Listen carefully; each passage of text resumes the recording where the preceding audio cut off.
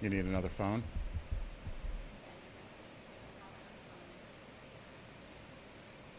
I can wait a minute if you need.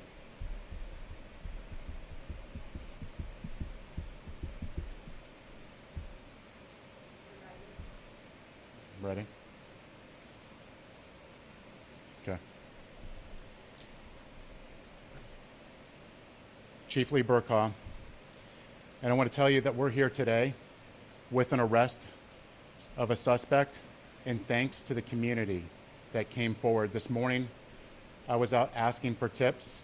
We received tips, a plethora of tips that came through, and because of those tips, we were able to charge Tyrell Philips, 22-year-old, with second-degree murder with a firearm. And that's possible because of the community coming forward and assisting us in this investigation. I want to give you a little clearer picture now that we have a little more details. Our victim count is at 18. We have 2 deceased, a 14-year-old and a 22-year-old.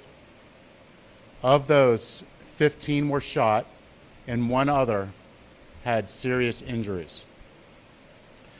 I've spoken with the families of both of the deceased victims, and my heart goes out to the families and their extended families. This is extremely tragic, but the families all told me that they're so appreciative of the work of the police and that they want justice, and they're appreciative of the community coming forward and providing the tips that helped us place those charges today. I want to thank the agencies that have assisted us in this investigation, the FBI, the ATF, the FDLE, and the Hillsborough County Sheriff's Office. But before I step back and let the mayor speak, I want you to know that what happened is completely unacceptable, and the Tampa Police Department is not going to tolerate it. We make arrests quickly. We have a sense of urgency. And if you're going to be out there with a gun, you're going to pay for it. You have not only the Tampa Police Department, but you have all of our stakeholders, federal, state, and local, that are out here that are going to hold all of those accountable for any senseless act of violence. Now I'd like to introduce the mayor. Mayor? All right. Thank you, Chief Burkaw. As we all know, Tampa is one of the safest cities in the nation, and we are often on the news, both locally, nationally, and internationally, about all the wonderful things that are happening in our community. Unfortunately, this morning, we were on the national news about yet another shooting in our country. Shooting where individuals had a dispute and decided to end that dispute with firearms. So now we have lives that have been lost and other lives that have been permanently altered. We have got to say as a country that enough is enough. We can't just come back to the microphones day after day and give our sincere, heartfelt condolences to the victims of firearm violence. We as a country have got to make decisions. The vast majority of Americans support responsible firearm ownership. They also support reasonable regulations. We've got to have those difficult decisions, or we're going to come back to this position each and every day. And we're better than that as a country, and we're better than that as a community here in the city of Tampa. I'd like to have the state attorney, Susie Lopez, come up and make some comments. Thank you, Mayor. Good afternoon. The State Attorney's Office is working side by side with our law enforcement partners to hold the wrongdoers accountable for this morning's despicable and horrific acts of gun violence on 7th Avenue in historic Ybor City. We will assist in the investigation and stand ready to vigorously prosecute anyone who resorts to senseless gun violence and harms our community. I want to thank the police and the brave community members who acted so quickly to save lives this morning. We also want to thank our mayor for her leadership and commitment to keeping our community safe. Last, we implore anyone who has any information about the events of this morning to contact law enforcement immediately. Together, our community will get through this stronger, but we must work together. Thank you.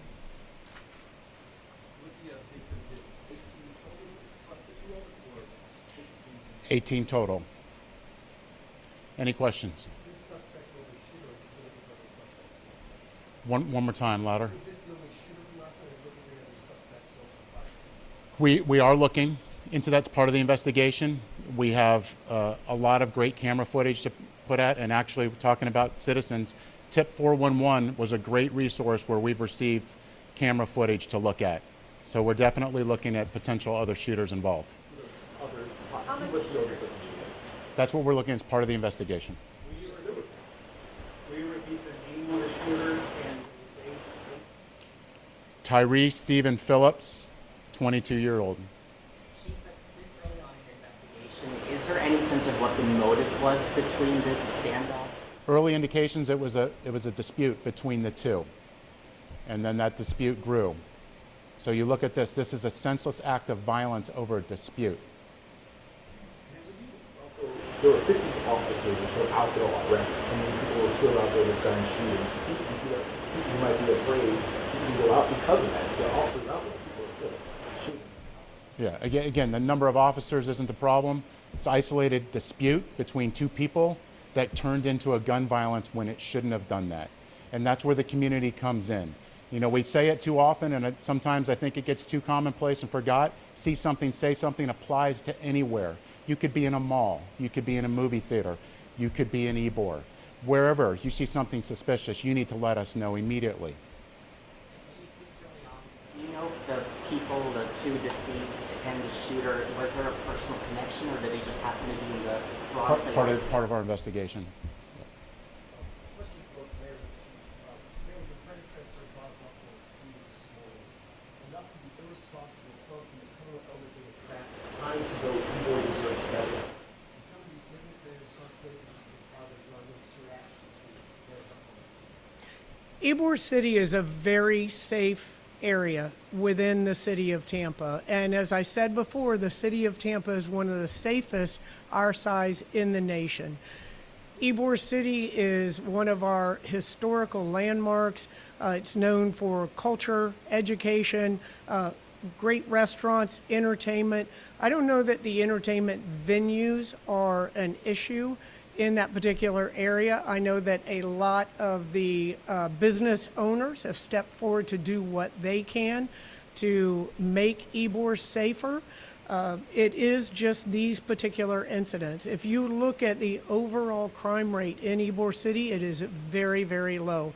It's just unfortunate that these late night, early morning incidents are occurring where you have disputes that in the past may have been settled in a verbal argument and at the very worst, a physical fight, and now people aren't hesitating to pull out guns and shoot, and not only kill innocent individuals, but hurt bystanders as well. And Chief, has the firearm, the suspect who's been recovered from Tulsa, what type of gun is Yeah, we'll provide you the details on the guns. We know that one wasn't stolen and one was stolen. it? Is it a handgun? Both handguns, yes.